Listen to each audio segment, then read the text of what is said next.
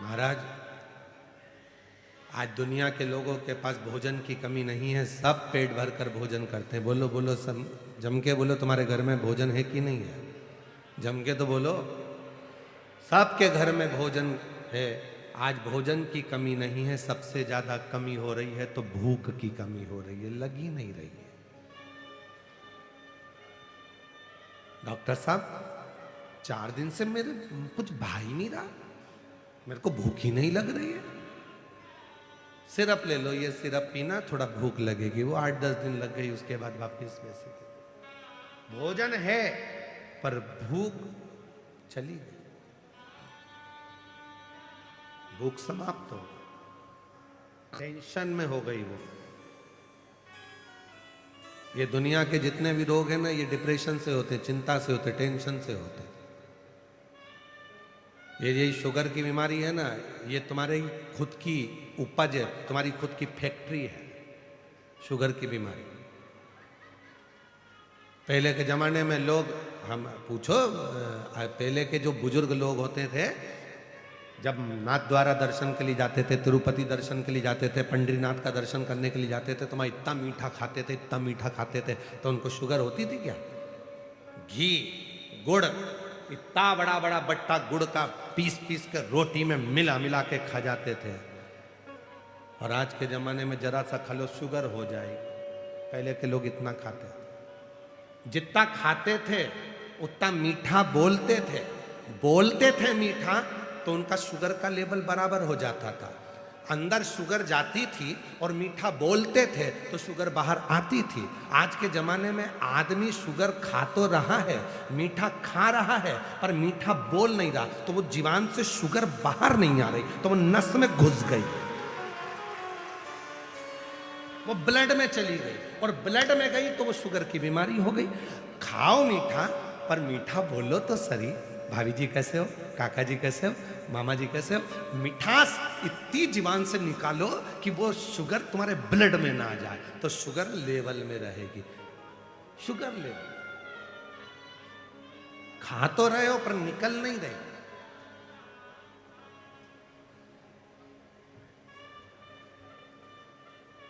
निकल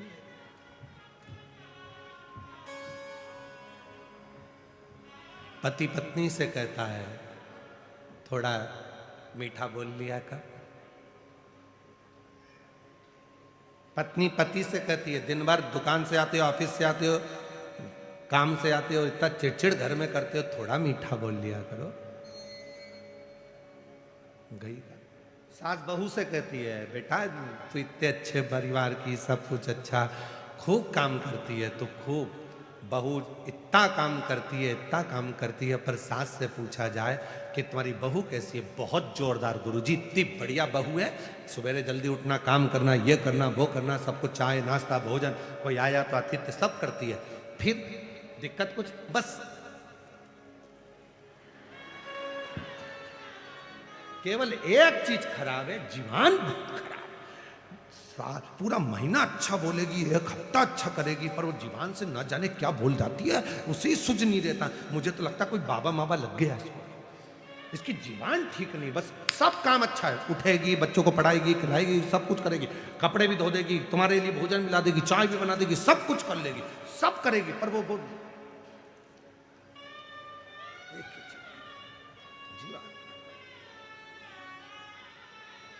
भोजन है, पर आज के व्यक्ति के पास में भूख नहीं है, क्योंकि वो चिंता में जी रहा। और शिव महापुराण की कथा टेंशन से मुक्त करती है, चिंता से, टेंशन से। जितनी भूख तुम्हें घर में नहीं लगती, उतनी भूख तुम्हें कथा में लगती है, उतनी भूख लगती है। घर पे तुम 2 रोटी खाओगे और पेट भरा जाएगा, पर किसी भंडारे में, कोई भी भंडारा हो रहा हो, हनुमान जी का, राम जी का, दुर्गा जी का, पंडरीनाथ का, हरि विठल का, शिव पुराण का, कोई भी भंडारा हो रहा हो, मैं इतना मन लगेगा कि 2 रोटी की जगह 4 निपटाओगे, और एक्स्ट्रा माल अलग, चावल भी आन दो, मीठा भी आन दो, नमकीन भी आन दो, चलने दो। क्यों? टेंशन मुक्त हो। घर पे रहते तो चिंता रहती, यहाँ काय का टेंशन। उठेंगे आराम से, रात को 11-12 बजे तो हम लोग शिवरात्रि का एंजॉय करा, खूब नाचे कूदे आनंद किया। अब उठे हैं, उठ के फिर आराम से सब काम होगा और बाबा पर भरोसा कर कर आश्रित होगा। तो भोजन तो सबके पास है पर भूख नहीं। और आपसे एक बात और पूछें, आपके घर में सोने के लिए बिस्तर है कि नहीं है? जम के बोलो जरा। सबके घर में बिस्तर है ना? बिस्तर सबके घर में। डनलप के गद्दे भी हैं, किसी के यहाँ चिफोम वाले गद्दे भी हैं, मखमल का कम्बल भी है, एसी भी, कूलर भी, पंखा भी, सब कुछ है, पलंग भी है, बिस्तर भी है, पर नींद कहीं चली गई, आती ही नहीं। भोजन है, भूख चली गई, बिस्तर है, नींद चली गई। डॉक्टर साहब मुझे नींद नहीं आ रही है।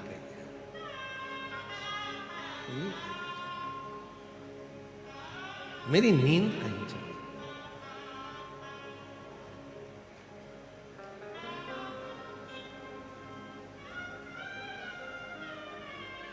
महाराज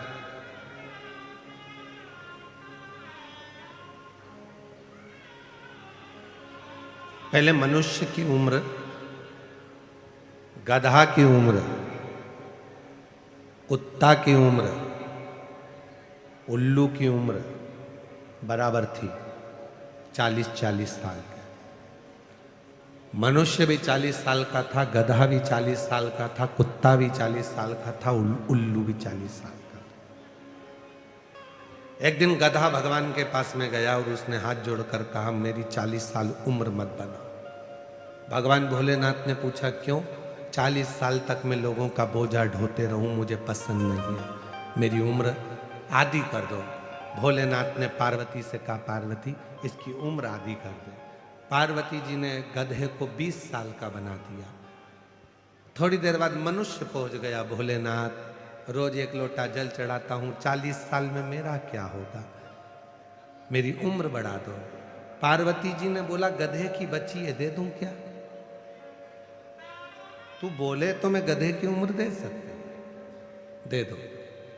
गधे के 20 साल जो बचे थे आधे, वो मनुष्य को दे दिए। कितने साल का हो गया? जम के बोलो, 60 का। अब तुम खुद अपने हृदय पर हाथ रखकर देखना, 40 साल तक मनुष्य अपनी जिंदगी को सही जीता। जो खाएगा पचेगा, जो कपड़ा पहनेगा जचेगा, जो पहनेगा उसके चेहरे पर, उसके तन पर सब अच्छा लगेगा 40 साल तक। 40 के बाद जो गधे की उम्र लगी है 20 साल एक्स्ट्रा, 60 साल तक मनुष्य गधे जैसा बोझा ढोता है। बच्चों की शादी करना है, बच्चों का ब्याह करना है, पढ़ाना है, बहन के घर मायरा भरना है, नाना जी के यहाँ जाना है, रिश्ते निभाना है, ये सारा बोझा वो 60 साल तक अपने कंधे पर रखता है।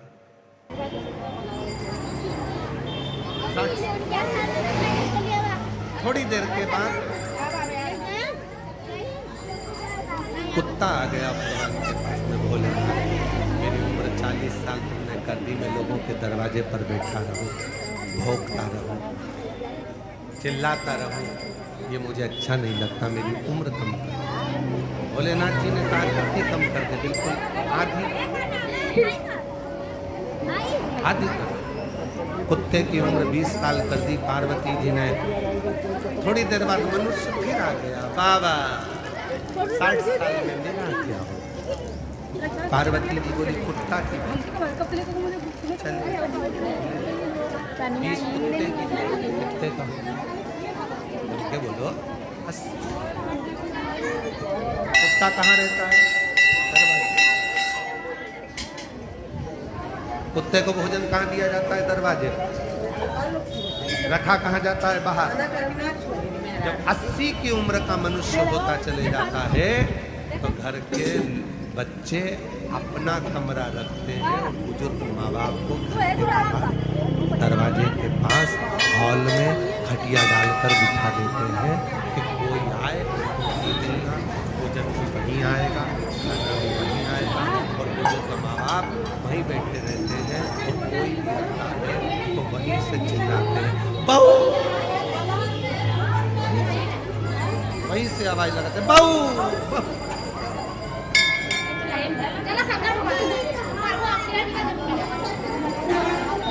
80 साल की उम्र में दरवाजे पर बची उल्लू की उम्र को उल्लू आया बाबा मेरी उम्र।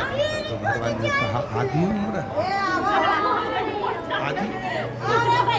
भगवान ने 20 साल की उम्र कर दी। क्यों आधी? कि मैं रात रात भर जगता रहता हूँ, पल पेड़ पर टंगा रहता हूँ, मेरी उम्र आधी।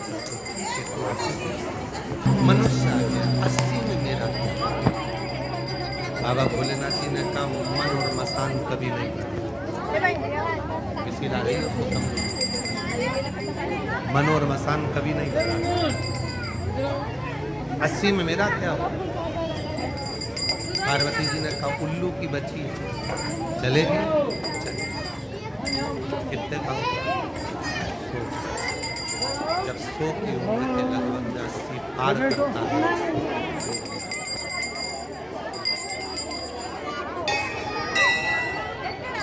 80 और 100 के बीच में जब पहुंचता है तो उम्र चाहिए।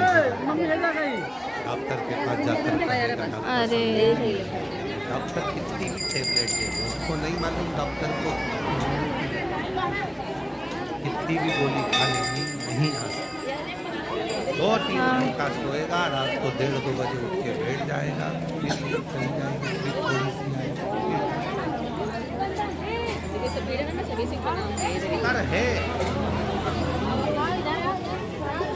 भोजन है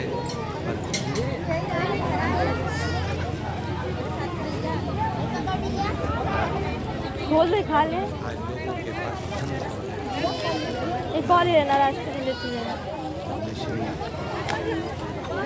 श्रीमान रसिक लाल जी माणिक चंद जी धारीवाल जी के इस पूरे परिवार को, श्री प्रसाद जी धारीवाल जी को, श्रीमती कुमार जी को, उनके बेटे चिरंजीवी आदित्य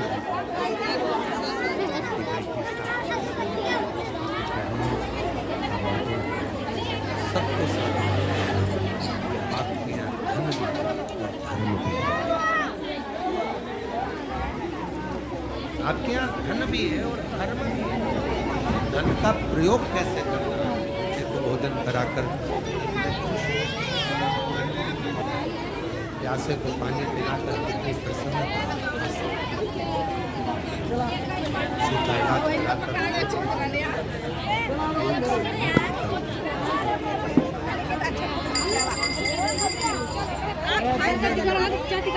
भूख है, भोजन है पर भूख नहीं है, बिस्तर है पर नींद नहीं है, और आज लोगों के पास धन है पर धर्म नहीं है। पर जिसको देखना है एक बार श्री रसिक लाल जी माणिक चंद धारीवाल परिवार में आकर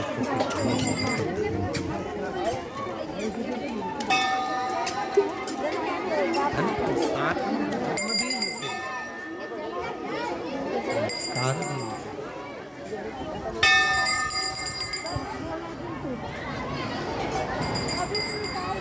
अथवा नहीं है तो भीड़ भाड़ खाली है ना के साथ में धर्म रहेगा।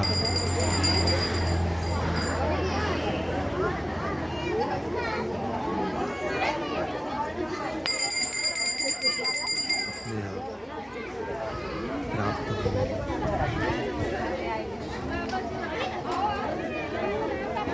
आज व्यक्ति कमा रहा है पर अपने ऊपर खर्च नहीं कर रहा। और शिव जी ने बहुत सुंदर कथा में वर्णन किया है। शंकर जी की कथा कहती है कमाओ और अपने ऊपर खर्च करो। शिव जी की कथा प्रेरणा दे रही है कि शंकर जी के मस्तक पर गंगा है, गंगा दूसरे के पास बाद में पहुंच रही है, पहले शिव जी के ऊपर वो गंगा स्नान करा रही है, पहले अपने ऊपर खर्च करो स्वयं।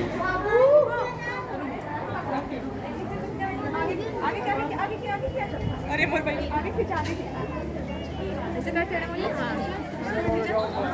आओ तक से आगे आगे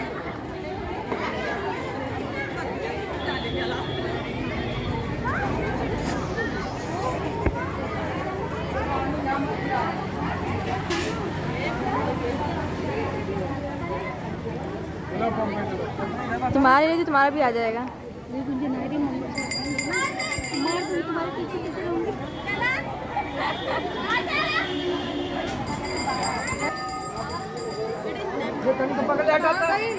चलुआ ना